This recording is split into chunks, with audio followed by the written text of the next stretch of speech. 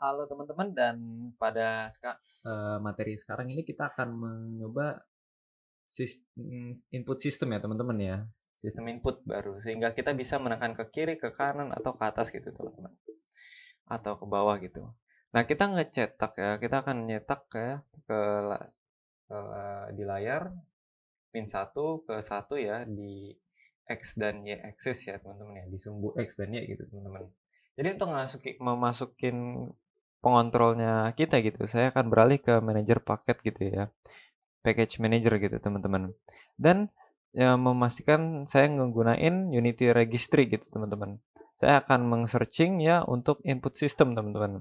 Kalau teman-teman belum nge-install ya, klik install gitu teman-teman.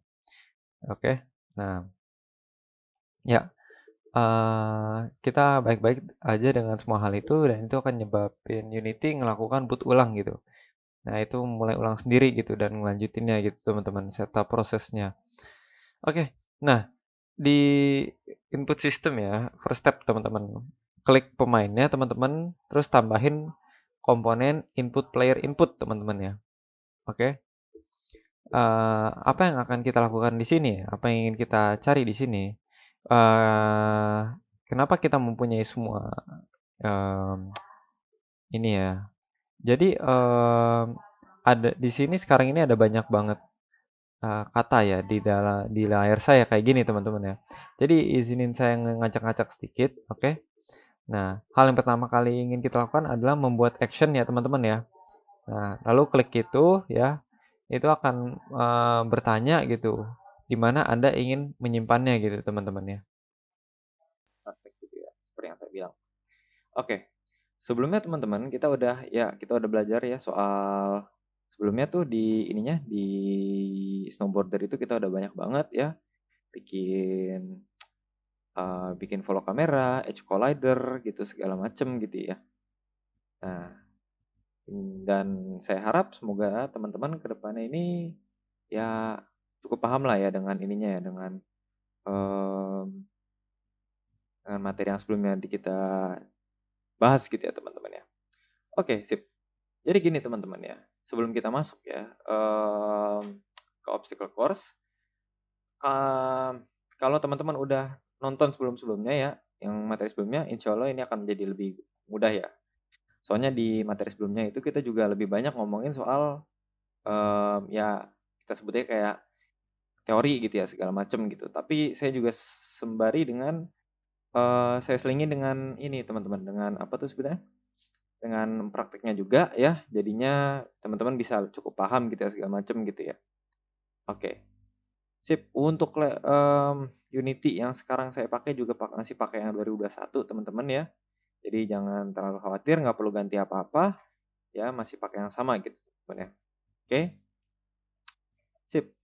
Oke, jadi ya untuk pembagian materi nanti kita akan bagi ya menjadi sekitaran 10 atau lebih materi yang akan saya buat sedemikian rupa biar teman-teman gampang gitu ya. Dengan total waktu yang untuk materi ini kita akan menggunakan waktu sekitar ya mungkin kita bisa pakai itu 3 sampai 3,5 jam ya yang akan kita gunakan untuk materi ini gitu teman-teman. Ya, sip. Untuk setiap materi akan saya buat sedemikian rupa ya tadi 20 menit atau lebih gitu atau mungkin sedikit beberapa akan saya ubah menjadi lebih simple dengan maksud lebih sedikit gitu ya teman-teman ya. Oke. Nah, sip. Oke, so far untuk introduction ya ini ya. Dan untuk materi pertama yang nanti akan kita bahas itu dari awal saya coba lihat kita akan belajar mengenai introduction method ya teman-teman ya. Di dalam pembuatan game ini kita akan belajar tentang introduction method segala macam. Jadi teman-teman bisa paham tentang obstacle course dengan Unity dengan apa ya sebenarnya dari garis umumnya gitu akan mencakup lebih luas gitu teman-teman ya. Nanti kita akan coba ngebahas introduction method ya juga ya. Lalu setelah ada introduction method itu nanti introducing variable, oke? Nah, ini sudah kita pelajarin ya di week pertama ya di awal-awal. Tapi akan kita coba lagi ya untuk game obstacle course ini biar nge-refresh ini ya, apa sih namanya? Nge-refresh inian teman-teman juga gitu ya, tentang Unity gitu segala macam. Pada dasarnya kita akan kembali ke awal sedikit ya teman-teman, nggak apa-apa ya. Tapi akan kita selingin ya dengan pembuatan game gitu ya, obstacle course ini di mana kita akan menggunakan mobil dan objek lainnya ya gitu ya teman-teman ya. Oke, nah, sip. Setelah introducing variable, kita akan nyoba gunakan using input ya, using input get axis. Oke, nanti akan kita coba using input get axis untuk bisa menentukan arah dari mobilnya ya. Kemarin kita udah bahas ya teman-teman ya, ada x axis sama y axis gitu ya teman-teman ya. Tahu kan perbedaannya? Nah, x axis itu nanti kita akan dia mencakupi kiri dan kanan ya teman-teman ya, horizontal. Sementara y axis itu dia akan ke atas bawah teman-teman. Oke. Nah, singkatnya kayak gitu. Untuk yang tentang axis ya teman-teman ya. Nah, kita akan menggunakan using input get axis buat apa? Biar kita bisa membuat kendaraan kita ini bergerak gitu ya, selayaknya kayak mobil gitu ya teman-teman. It's easy lah jatuhnya. Oke. Nah, terus juga setelah itu ada apa lagi? Ya. Setelah input get access kita akan tambahin add asset teman-teman. Oke, dengan maksud kita akan coba bikin inian aset ya teman-teman. Kita akan nyoba pakai aset ya yang nanti kita bisa ambil dari aset store Unity dan segala macam gitu. Nanti akan kita gunakan juga. Oke. Dan ya, it's gonna be fun aja jatuhnya gitu. Oke. Setelah add asset nanti ada basic level layout ya, dimana kita akan coba ngebikin levelnya ya teman-teman ya, secara basic gitu. Jadi kita akan bikin levelnya mulai dari ya kita akan bikin track ya, bikin rumah, bikin pohon segala macam nanti akan kita bahas, akan kita coba ya dalam pembuatan game ini gitu teman. Jadi pokoknya teman-teman ikutin aja ya, nanti akan kita bahas bareng-bareng dan saya harap nanti teman-teman paham yang untuk yang ini ya, yang soal yang level layout ya. Tapi juga buat teman-teman yang suka desain level, suka desain, suka ya suka yang berbau-bau inilah ya, bikin layout gitu ya, background segala macam, bikin level, ini cocok banget buat teman-teman karena nanti akan juga kita bahas ya teman-teman ya.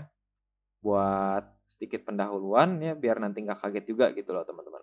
Oke. Nah, ada setelah basic level layout, ada simple follow kamera gitu. Sebelumnya kita udah ngepelajarin tentang Cinemachine ya teman-teman ya, dimana kita menggunakan kamera ya gitu ya, menggunakan apa sebutannya? Menggunakan kamera biar kameranya itu bisa ngikutin karakternya gitu. Dan kita akan gunakan juga ini ya, menggunakan following kamera untuk ngebuat kamera dari kita ini bergerak mengikuti mobilnya gitu ya teman-teman. Jadinya kita melihat mobil kita tuh bergerak gitu ya, dan kameranya itu ngikutin gitu. Paham ya teman-teman ya? Nah, itu dari simple follow kamera ya, chase kamera gitu teman-teman. Lalu kita akan coba pakai if statements gitu ya. Nah, if statement itu juga pernah kita bahas juga ya di week pertama, di mana kita akan menggunakan if gitu ya. If string segala macam itu akan kita pakai, soalnya itu yang paling fundamental. Oke? Yang paling basics buat teman-teman. Jadi dan kita akan introduce lagi itu di materi ini gitu teman-teman ya. Sedikit ini juga, sedikit apa tuh namanya, sedikit pengulangan gitu ya, review gitu teman-teman, biar teman-teman juga bisa ingat-ingat lagi gitu. Selain if statements ada juga teks teman-teman, di mana kita akan menggunakan teks ya. Teks itu apa Kak? Teks itu jadi dia tuh semacam kayak apa sebutannya?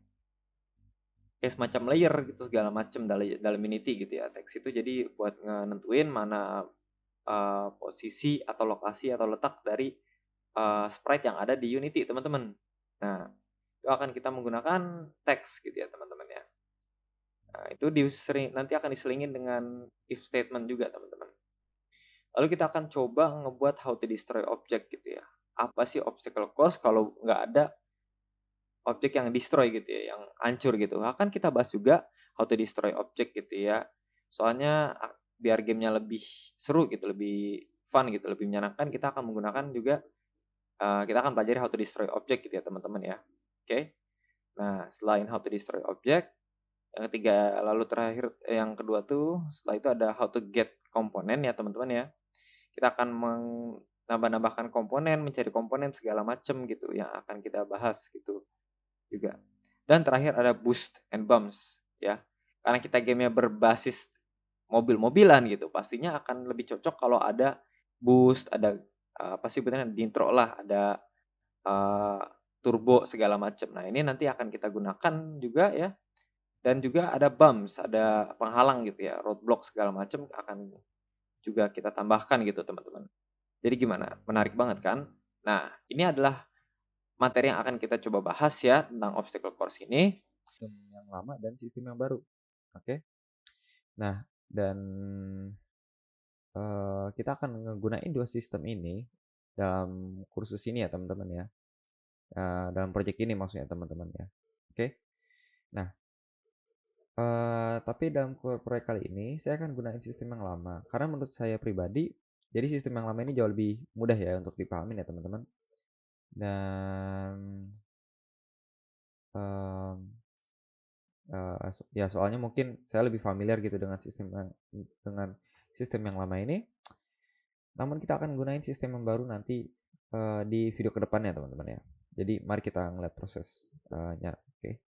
Jadi kalau teman-teman ngedit dan nemuin banyak banget pengaturan project, teman-teman akan ngeliat banyak banget pengaturan di sini gitu teman-teman.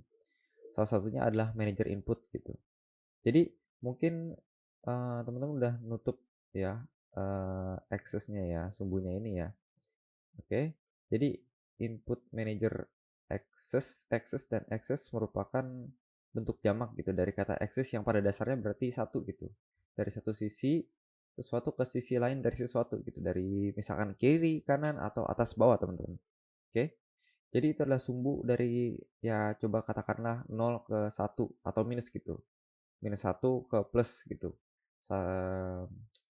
Dan semua langkah diantaranya gitu teman-teman. Jadi sumbu-sumbu yang kita punya di sini sejumlah besar sudah berada di dalam satu kesatuan teman-teman ya. Satu ini ada horizontal ya, dan satunya lagi vertikal gitu teman-teman. Jadi horizontal akan jadi cara bagi kita untuk mendorong ke kiri ke kanan gitu dan ngebuat kendaraan kita ke kanan atau ke kiri gitu. Oke teman-teman. Nah jadi kita bisa ngegunain A ya, jika teman-teman lihat itu ke kiri dan kanan gitu. Tanda panah di keyboard ya, juga bisa digunain gitu teman-teman. Juga sesuai dengan misalkan teman-teman pengen menggunakan kontrol WASD gitu teman-teman ya. Ya. Nah, A itu akan kalau teman-teman mencet A itu dia akan ke kiri gitu dan D itu akan ke kanan gitu teman-teman ya.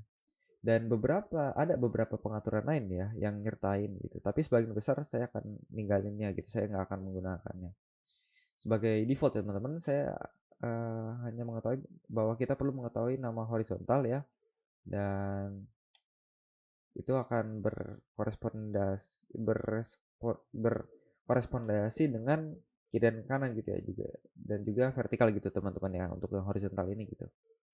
Demikian pula teman-teman, kita perlu mengetahui nama vertikal dan itu akan berhubungan dengan atas dan bawah pada keyboard gitu teman-teman. Ya, menariknya S dan W gitu. Kalau teman-teman scroll ke bawah, teman-teman akan juga ngeliat ada horizontal dan vertikal gitu. Bundaran di sini horizontal. Dan ini sama dengan ngegunain joystick gitu atau gamepad di mana teman-teman dapat ngelakuin hal yang serupa gitu teman-teman ya. Nah, teman-teman dapat bergerak ke atas dan pada joystick atau ke bawah pada joystick gitu. Begitu pula dengan vertikal ya, gitu dengan atas bawah. Oke. Nah, jika sudah diatur dalam pas ya gitu teman-teman ya. Dalam Unity teman-teman, teman-teman dapat menggunakan keyboard ya sama mouse serta joystick atau joypad gitu teman-teman. Em, saya akan mencoba pakai keyboard ya teman-teman ya untuk saat ini gitu. Karena Ya karena saya tahu nggak semua orang memiliki joystick gitu teman-teman yang bisa mereka akses gitu. Nah, sekarang salah satu hal buruk dalam menggunakan sistem lama gitu adalah kita perlu ngepakein nama yang tepat teman-teman, karena kita memang akan menggunakan referensi string eh, yang saya akan tunjukkan gitu ya sebentar lagi nih. Namun perlu diingat jika teman-teman mengalami masalah itu mungkin karena namanya belum diketik gitu ya, belum diketik dengan pas. Oke. Dan hal terakhir yang saya akan sebutkan di sini adalah sumbu horizontal dan vertikal itu kita akan bergerak dari -1 ke +1 gitu teman-teman. Jadi -1 sampai sampai 0 ke +1 gitu teman-teman. Jadi dalam putaran saat ini kita ngedapetin em, kecepatan yang ini ya, yang biasa ini ya default ya. Tapi saya akan ngegantiinnya. Oke. Saya ingin nambahin cara agar kita bisa mengakses masukan kita. Kita dapat mengakses masuk horizontal kita gitu. Jadi dalam metode pembaruan ini kita akan menjadi sedikit berantakan gitu untuk sesaat, tapi kita akan beresinnya gitu teman-teman ya, nggak apa-apa ya. Nah, saya akan nambahin sendiri variabel baru yang bertipe float gitu, dan saya akan nyebut jumlah setir ini sama dengan um, dan sama dengan gitu teman-teman. Dan teman-teman tahu kita akan nyelesain ini sebentar lagi karena pertama-tama um, saya ingin teman-teman tahu gitu kalau kita mempunyai variabel di bawah sini gitu di um, update gitu ya di sini ya di update bawah. Dimana sebelumnya kita harus menaruh variabel itu di luar dari update ya. Dan apa yang terjadi dengan itu? Ya ada beberapa alasan gitu teman-teman. Ya salah satu alasan yang penting itu untuk sementara ini adalah saya memerlukannya itu untuk bisa ngekalkulasi ya berapa banyak setir gitu per frame gitu, karena pemain itu akan bergerak ke kiri dan ke kanan gitu, dan um, akan dan tidak akan melakukan apapun kiri ke kanan.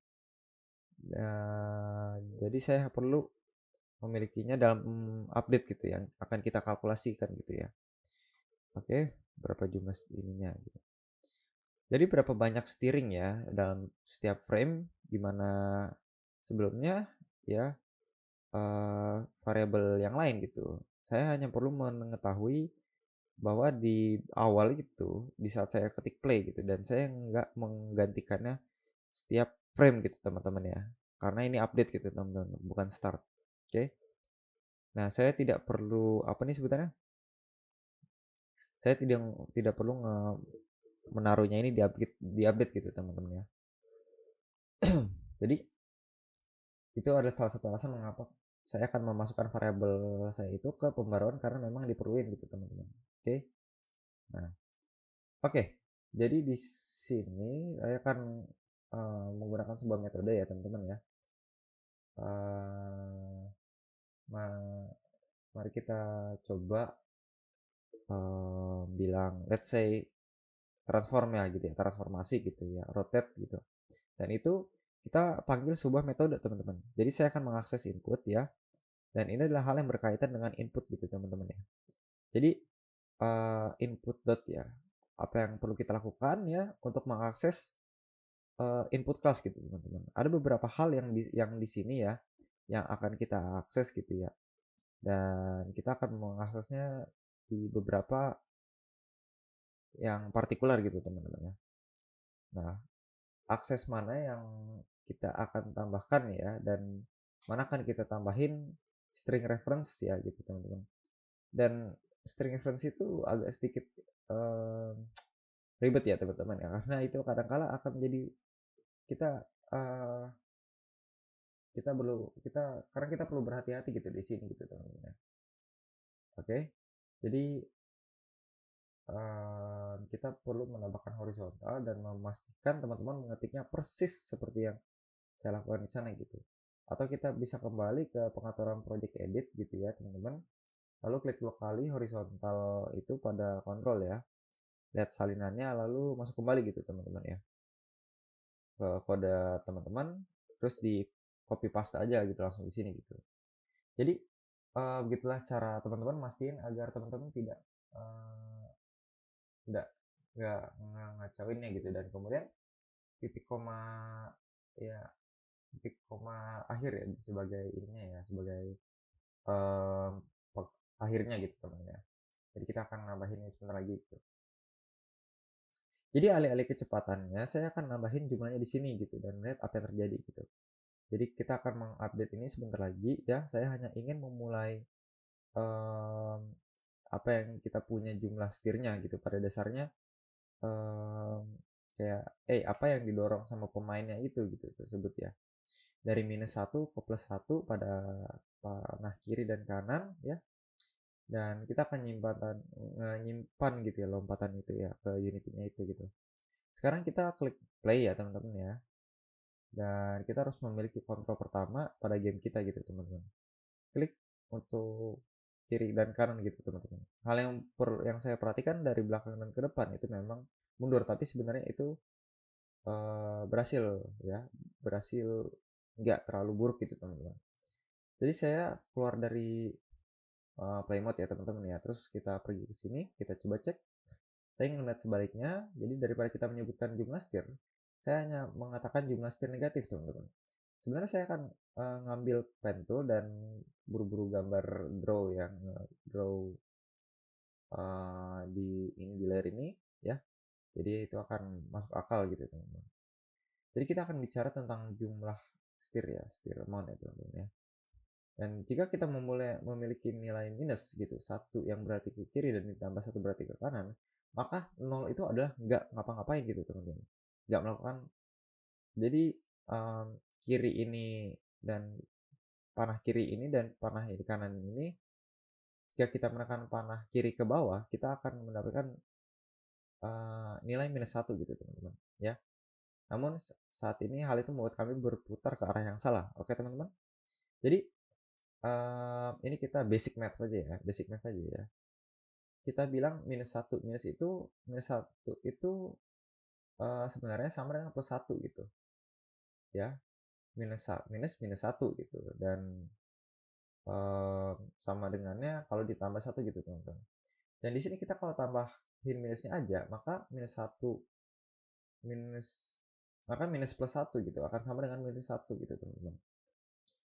Jadi salah satu aturan yang saya pikir banyak dari kita tahu gitu ya, jika Anda mencoba mengurangi yang negatif, yang akhirnya Anda lakukan adalah ngedit nambahin ya teman-teman ya. Jadi jika saya coba let's say misalnya 0 gitu, 0 ambil dikurangin 1 gitu. Pada akhirnya saya akan ngatain 0 itu tambah 1 gitu.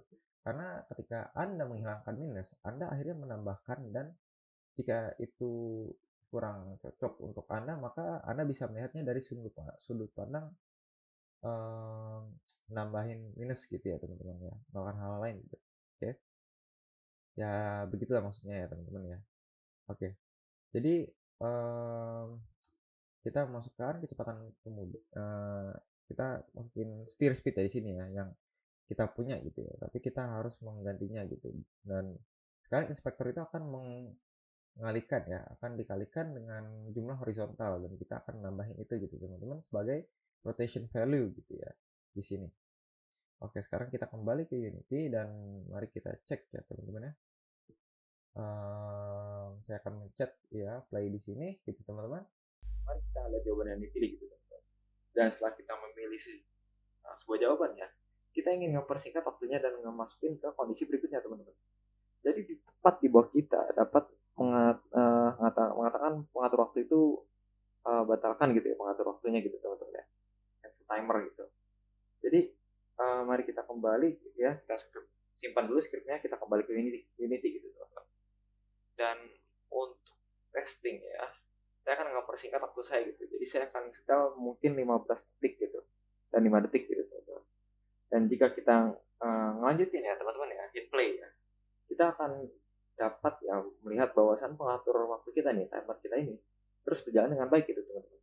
Dan jika kita memilih jawaban dari daftar ya, dari listnya ini, dan pengatur waktu itu akan secara otomatis tuh pindah ke keadaan berikutnya gitu, ke next state gitu. Nah, setelah waktunya habis gitu, kita akan nge-reload pertanyaannya itu, dan timernya itu akan mulai lagi tuh gitu teman-teman. Nah, Sip. Jadi, namun jika kita menunggu hingga timer ini habis gitu, kita akan sadar bahwasanya ada juga sedikit bug ya, di mana kalau kita ngejawab pertanyaannya saat gamenya dalam keadaan kayak gitu gitu, maka itu akan secara otomatis akan melompat ke pertanyaan berikutnya teman-teman. Ini sedikit bug ya. Nah, di dalam keadaan itu kita nggak boleh ngeklik tombol manapun, dan kita juga harus melakukan yang akan diperlihatkan hasil yang benar gitu teman-teman. Jadi ya mari kita keluar dulu dari gamenya dan kembali ke script ya, ke script quiznya gitu teman-teman. Dan mikirin bagaimana cara kita akan ngelakuinnya. Nah, jadi di bawah header pertanyaan jawaban ini gitu, mari kita tambahin new poll ya, dan kita akan memanggilnya ya yang ini sudah menjawab lebih awal gitu teman-teman. Nah, ini kemudian memungkinkan kita memeriksa apakah kita telah ngebiarkan pengaturan waktunya ya, timernya ini habis dan harus menampilkan jawaban gitu teman-teman. Atau apakah kita ngeklik tombol untuk menampilkan jawabannya gitu teman-teman. Dan hal lain yang perlu kita lakukan adalah ngubah sesuatu di script ya, script timer kita ya gitu ya. Jadi mari kita beralih ya dari script itu gitu, melompat ke script. Dan hal yang ingin saya ubah gitu adalah tingkat akses ya terhadap pertanyaan gitu. Ya, jadi ini terjawab karena kita akan pergi ya, akan mengetahui apakah kita ngejawab pertanyaannya itu atau ngejawab jawabannya dalam quiz scriptnya ini gitu. Nah, sekarang mari kita coba masuk ngelanjutin dan nulis metode untuk ngambil keputusan ini gitu. Tapi saya akan ngambil resiko dan langsung ngelakuinnya itu di publik gitu teman-teman. Oke, jadi setelah kita ngerubah ya perubahan kecil itu selesai gitu, mari kita kembali ke script quiz kita gitu teman-teman ya. Dan kita adain tambahan lagi ya, update loop ya teman-teman ya. Dan karena kita sudah kita sekarang mau ngecek ya apakah kita telah menjawab pertanyaannya ya atau belum gitu ya. Nah, kita bisa ngelakuinnya tuh di blok else if gitu teman-teman ya. Jadi ini agak sedikit beda dari yang biasa, dari yang reguler yang kita telah lakukan selama ini gitu ya. Dan ini hanya memungkinkan kita melakukan pemeriksaan sekunder gitu jika pertanyaannya itu pertama gagal gitu. Jadi di sini kita ingin memeriksa dua hal ya teman-teman ya. Pertama-tama kita ingin memeriksa apakah kita belum menjawab pertanyaannya lebih awal gitu, sehingga belum menjawab lebih awal gitu teman-teman. Dan kita juga kemudian ingin lanjutin dan ngajuin pertanyaan kedua di sini, dan kita dapat dengan mudah ngajuin dua pertanyaan gitu teman-teman. Dan dalam keadaan if ya, dalam keadaan if gitu dengan menggunakan kondisional dan yang hanya berupa dua simbol gitu, bersebelahan gitu teman-teman ya.